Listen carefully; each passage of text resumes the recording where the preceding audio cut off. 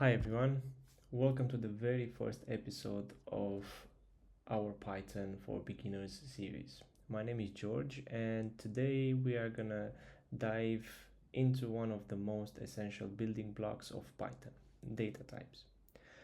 Whether you are completely new or just brushing up, understanding data types is key to writing clean, bug-free Python code.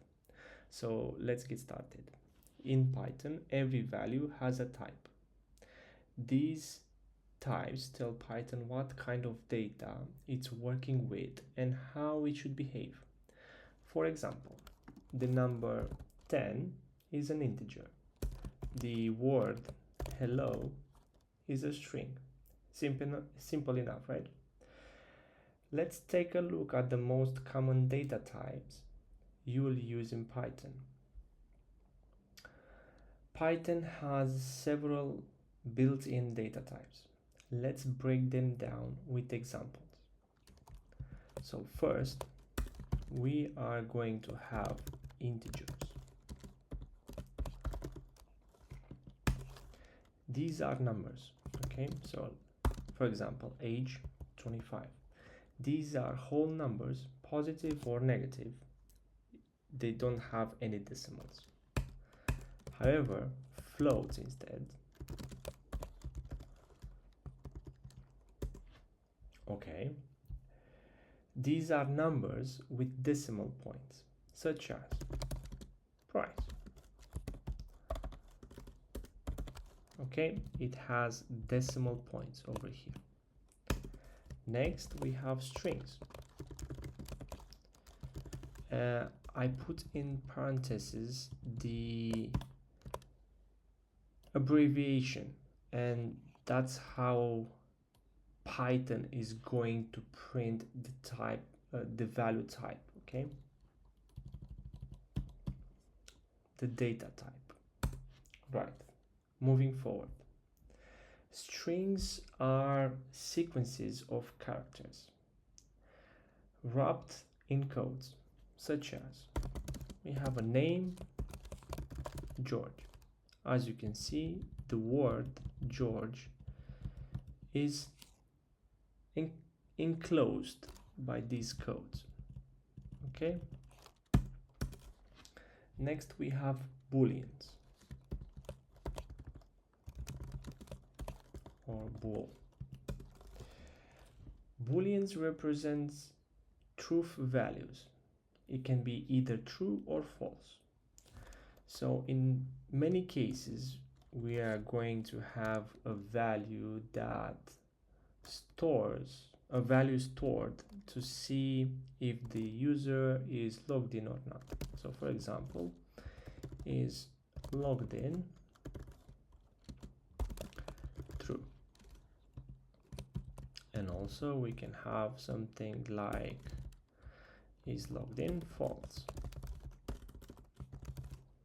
Okay. Now we also have another data type that represents the absence of any value. That type is called non-type.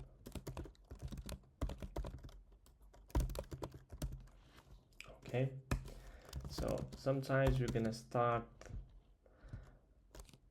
with a variable that holds none. So basically the value is absent, is not there. Okay, next we are gonna talk about collection data types. Let's explore them. They can store multiple values. So for example, a list, okay, is a flexible order collection. It can contain any data types, even mixed. So for example, we're gonna have items that contains an integer, a word, let's say, the word apple. It can contain a boolean, let's say not true, because not everything is true in life, and a float. Let's put 390 or 399 to represent the price. Next, we have tuples.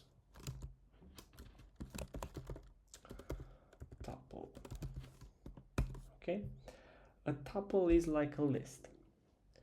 It can be, you can imagine it being a list, but it is immutable, meaning it cannot be changed. We cannot change the values. Okay, so we can take some coordinates.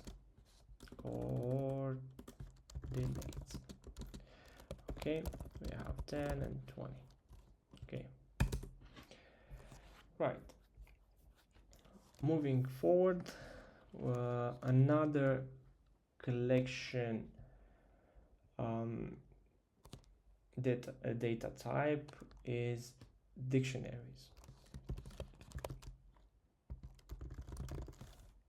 Okay, dictionary is a collection of key value pairs. You can think of it like a mini database. So for example, we have a person that holds a key, let's call it name, that contains the value of George, and then another key, let's call it age,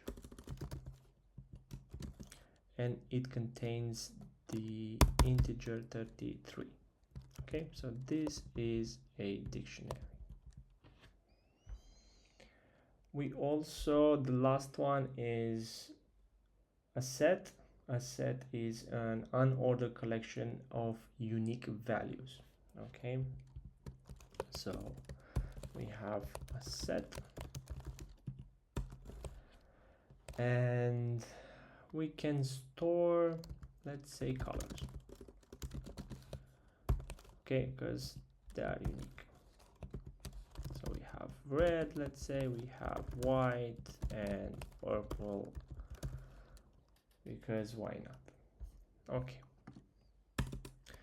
the next step, this is an extra thing, we can check the type of any value using the built-in function type. So for example, if we want to find the type of the value 10, just to see what type it is, we can print type 10, because we want to know what data type it is. 10, we know it is an integer, but we are learning here. So if we run this file, so python 01 data types.py, we should get an integer. Okay, and it is here. We got an integer. To show another example, we can print the type of, let's say, apple. Okay, like double quotes, but we can write them in single quotes as well. Okay, so we need to save the file first, and when we run, we should get an integer, which is the type of value 10. So we have an integer and we have a string, which is the type of the value apple. Okay, so using the right data type helps you to basically avoid bugs, to optimize performance, and ultimately to write cleaner, more readable code. And as you going to build more complex projects, understanding data types becomes essential. So that's it for today's video on data types in Python. I hope this gave you an idea on, or at least a solid foundation to build on. In the next video, we'll talk about variables and how to store data in Python. If you found this video helpful, don't forget to like, subscribe, and turn on notifications so you never miss a video from me. Thanks for watching and keep coding.